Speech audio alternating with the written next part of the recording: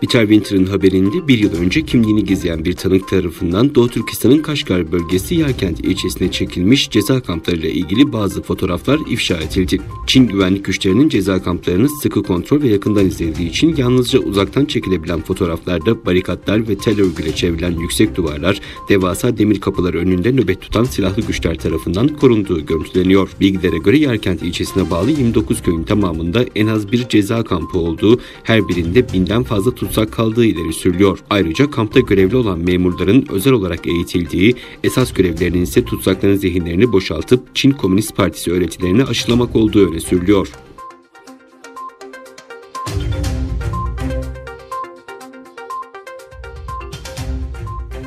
Çin'in koronavirüsle mücadele kapsamında İspanya ve Çekya'ya gönderdiği test kitlerinin iyi çalışmadığı ortaya çıktı. İspanya ve Çekya'daki laboratuvarlarda Çin'den gelen kitlerin test edildiği ve hata oranının %80 olduğu belirtildi. Avrupa Komisyonu Başkanı Ursula von der Leyen, Çin hükümetinin koronavirüsle mücadelede yardım amaçlı olarak Avrupa Birliği'ne 2 milyon cerrahi maske, 200 bin N95 maske ve 50 bin test kiti göndereceğini duyurmuştu. İspanya'da laboratuvar çalışmalarını sürdüren uzmanlar ve mikrobiyologlar Çin'den alınan ve hızlı sonuç veren kitlerin hatalı sonuçlar verdiğini belirtti. İspanya basını testlerin sadece %30 oranında hassasiyete sahip olduğunu aktardı. Çekya'dan da benzer bir yönde açıklama geldi. Ülkede kriz toplantısı sonrası açıklamalarda bulunan mikrobiyologlar kitlerin hata oranının %80 olduğunu söyledi.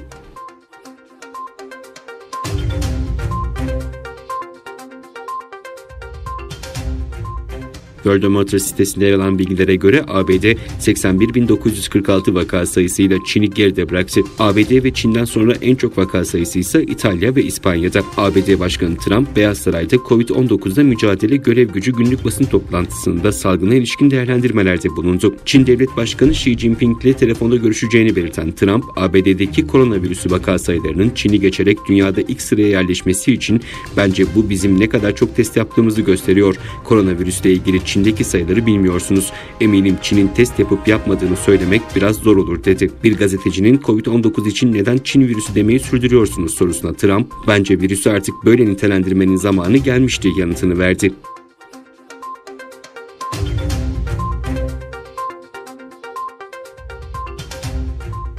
Yeni tip koronavirüsü COVID-19 gündemiyle olağanüstü toplanan G20 liderler zirvesinden salgının etkisini en aza indirmek için küresel ekonomiye 5 trilyon dolarlık kredi akışı kararı çıktı. Dünya gündeminin ilk sırasında yer edinmeye devam eden pandemiye karşı G20 ülkeleri birlik mesajı verdi. Salgına karşı mücadelede koordinasyon içerisinde ilerlemek konusunda kararlı olduklarını belirten liderler, yakın zamanda eşi görülmemiş pandeminin küresel bir eylem gerektiğini vurguladı. Zirveye katılan Dünya Bankası Başkanı David Malpass, salgının ekonomik etkilerine yönelik bir paket hazırladıklarını belirterek önümüzdeki 15 ay içinde 160 milyar dolarlık mali destek sağlayabilecek bir programı yönetim kurulumuzda dün sundum ifadesini kullandı.